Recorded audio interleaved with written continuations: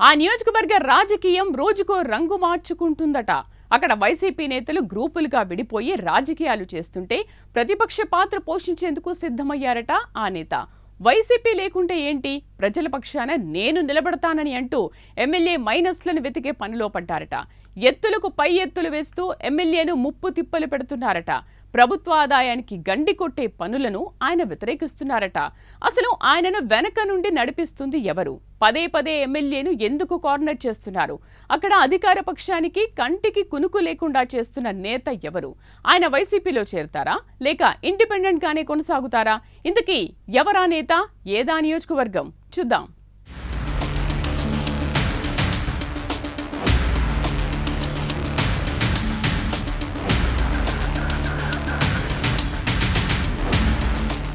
State politics ఒకెత్తైతే Jaggampeta నియోజకవర్గ రాజకీయాలు మరో ఎత్తు.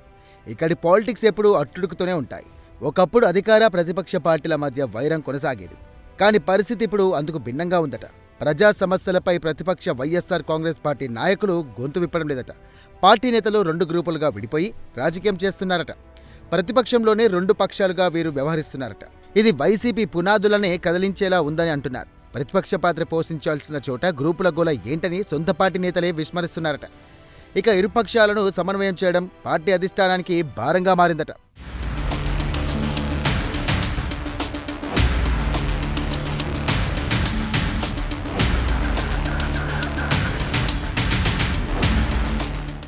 ఇక గ్రూప్ పాలిటిక్స్ చేస్తున్న వారిలో ఒకరు స్థానిక ఎమ్మెల్యే జ్యోతుల నెహ్రూ సోదరుడి కుమారుడు అయితే మరొకరు మాజీ మంత్రి అయిన తోట నరసింహ. సిట్టింగ్ ఎమ్మెల్యేకి సమీప బంధువు. బంధుత్వాల నేపథ్యంలో అధికార పార్టీ నేతను ప్రశ్నించడం లేదనే వార్తలు వినిపిస్తున్నాయి. వారు అలా అధికార పార్టీ ఎమ్మెల్యే జ్యోతుల నెహ్రూను ప్రశ్నించకపోవడంతో నియోజకవర్గ ఇన్ఛార్జిని మార్చే ఆలోచనలో జగన్ ఉన్నట్టుగా తెలుస్తోంది. మరోవైపు జగంపేట సమన్వయకర్త కోసం అధిష్టానం అన్వేషిస్తున్నట్టుగా ఊహాగానాలు వినిపిస్తున్నాయి.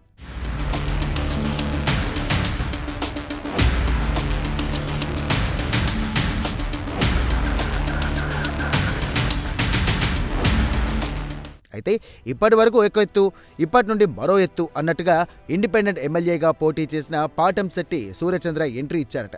వైసీపీ లేకుంటే ఏంది, నియోజకవర్గంలో ప్రతిపక్ష పాత్ర నేను పోషిస్తానంటూ ముందుకు వచ్చారట.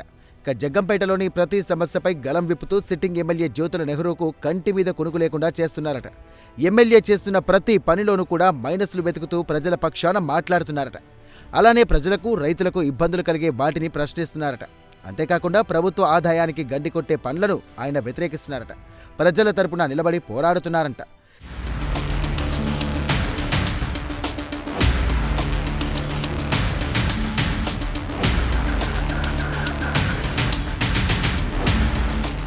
ఇకపోతే నియోజకవర్గంలో ఇసుక, మట్టి దందా జోరుగా సాగుతుందని ఆరోపణలు వినిపిస్తున్నాయి. సూరంపాలెం గ్రావెల్ ద్వారా ప్రభుత్వానికి కట్టాల్సిన పన్నులను కట్టకుండా 2 ఏళ్లలో 200 కోట్ల రూపాయల అవినీతి చేస్తున్నారని ఆరోపిస్తున్నారు. ఇటువంటి వాటిపై ప్రతిపక్ష పార్టీ నేతలు మాట్లాడకపోవడంపై సూర్యచంద్రనే ప్రతిపక్షం అన్న సందేహం నియోజకవర్గ ప్రజల్లో కలుగుతోంది. మరోవైపు వైఎస్ఆర్ కాంగ్రెస్ పార్టీ అధ్యక్షుడు వైఎస్ జగన్ అండ ఉందనే వార్తలు కూడా వినిపిస్తున్నాయి. దాంతో ఆయన వైసీపీలో చేరుతారని ఊహాగానాలు వినబడుతున్నాయి. ఇప్పటికే ఈ అంశంపై సూర్యచంద్రతో మాట్లాడినట్టుగా తెలుస్తోంది. ఏది ఏమైనా రాష్ట్ర స్థాయి నాయకుడిగా పార్టీలో పదవులు నిర్వహిస్తున్న స్థానిక ఎమ్మెల్యేను ప్రశ్నించడం, నిలదీయడం అంటే చిన్న విషయం కాదని నియోజకవర్గ ప్రజలు గుసగుసలాడుతున్నారు.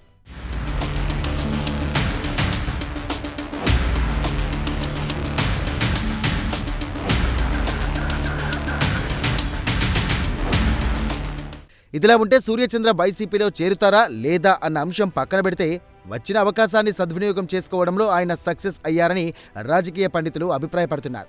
ఇది ఆయనకు రాజకీయంగా ఎదిగేందుకు మంచి ఛాన్స్ అని అంటున్నారు. మరోవైపు గ్రూపు రాజకీయాలతో సతమతమవుతున్న వైసీపీలో ఆయన చేరితే ఫ్యాన్స్ ఉక్కపోతను ఇక సూర్యచంద్ర తట్టుకొని నిలబడతారా? ఇన్కేస్ వీటన్నిటిని ఎదుర్కొని ముందుకు సాగినా వచ్చిన ఎన్నికల్లో ఆయనకు టికెట్ దక్కుతుందో లేదో తెలియని పరిస్థితి. ఎందుకంటే వైసీపీ అధ్యక్షుడు జగన్ మూడ్ ఎప్పుడు ఎలా ఉంటుందో ఎవ్వరికీ తెలియదు. గత ఎన్నికల ముందు జరిగిన పరిణామాలు ఈ ఎన్నికల్లో కూడా చోటు చేసుకుంటే గనక 2029లో సూర్యచంద్రకు సీటు లభించడం కష్టమన్న చర్చ పొలిటికల్ సర్కిల్లో జరుగుతోంది.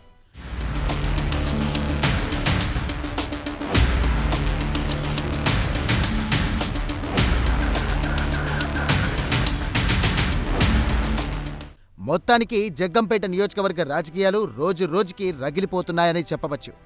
కూటమి, వర్సెస్ పాటంశెట్టి సూర్యచంద్ర అన్నట్టుగా వార్ సాగుతోందన్న అభిప్రాయం వ్యక్తమవుతోంది. అయితే ఒక సీనియర్ ఎమ్మెల్యేను నిలదీయడమంటే ఆషామాషి వ్యవహారమేం కాదు. చేతిలో ఆధారాలు లేకుండా నిలదీయడమంటే చాలా కష్టతరమైన పని. అయినప్పటికీ కూడా ఈ పాటంశెట్టి సూర్యచంద్ర సిట్టింగ్ ఎమ్మెల్యేను ముప్పు తిప్పలు పెట్టిస్తున్నారని నియోజకవర్గ ప్రజలు చర్చించుకుంటున్నారు. మరి సూర్యచంద్ర వైసీపీలో చేరి మరింత అగ్రెసివ్ పాలిటిక్స్ చేస్తారా, లేక అందరి అంచనాలను తలకిందులు చేసే ఇండిపెండెంట్గానే కొనసాగుతారా అన్నది వేచి చూడాలి.